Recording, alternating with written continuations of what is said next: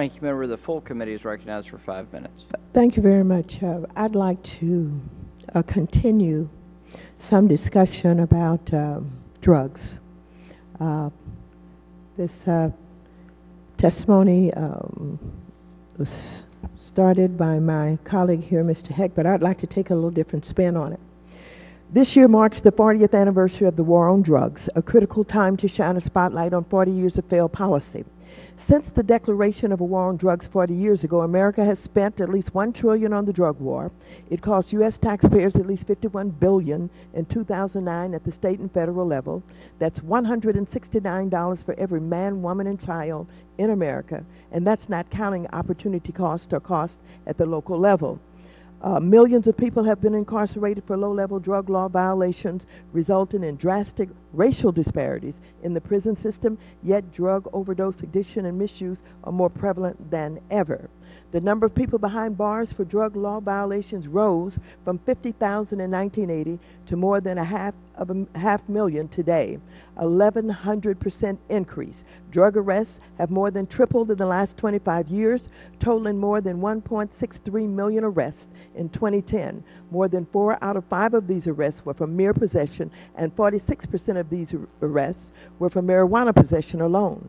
Arrests and incarceration for drugs, even for the first time, low-level violations can result in debilitating collateral consequences for an individual and their families.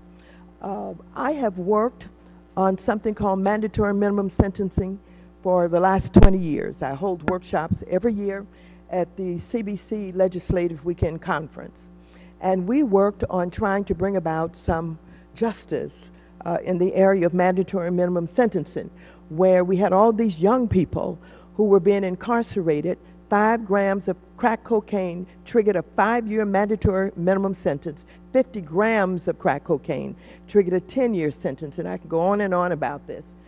But you can understand why when I see that we have some of the biggest banks in the world who get a slap on the wrist for laundering drug money from the drug cartels, and they're not going to jail, and this keeps happening year after year after year. I don't believe, it is hard to believe that we don't understand how they launder this money, but we know this. If there was no profit, if they were not able to launder this money, perhaps we wouldn't have drugs on the street with all of these young people getting arrested and basically, some of them not criminals, just stupid, getting involved with small amounts of cocaine or crack cocaine. And yet we have some of the richest, most powerful banks in the world who are laundering drug money from the drug cartels. Why don't they go to jail? I think I can respond to your... I can't hear you. I can respond to your question in a couple of ways. First and foremost, the bank entity, of course, cannot go to jail. The bank entity, when we're talking about an entity, a corporate entity, the punishment that we get, are able to secure, comes in the form of monetary penalties, a period under which they must engage in remedial action or cooperate with the United States in its investigation. So in our cases, we are focused on ensuring that we understand how much of these crime proceeds that you're referring to have flowed through a bank. And when we determine that, we seek to forfeit that money, or we seek to find... Excuse me, and I don't want to interrupt you, take too much time, but we know what you do. It's what you do that we don't like. What you do is they get fined. It's the cost of doing business, these fines.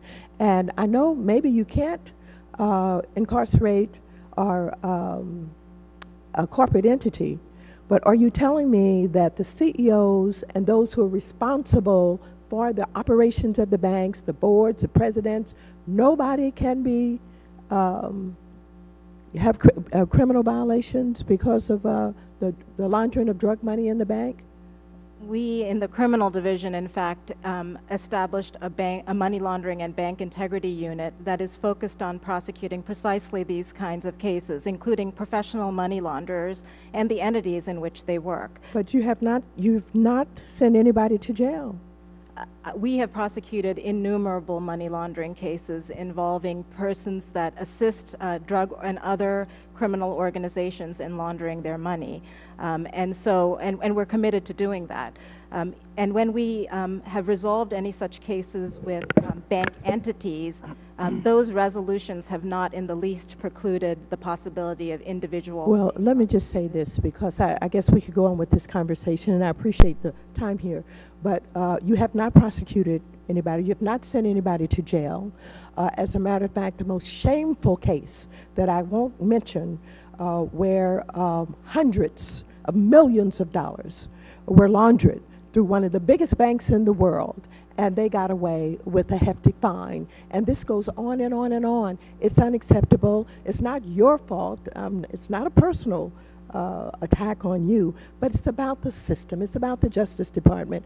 Something needs to be done. These kids that go to jail and do 5 years for 5 grams of crack cocaine, you tell me that they are more guilty than the presidents of banks who have the responsibility for running that bank, don't know that drug money is going through those banks? I don't think so. Thank you, Mr. Chairman. I yield back the balance of my time.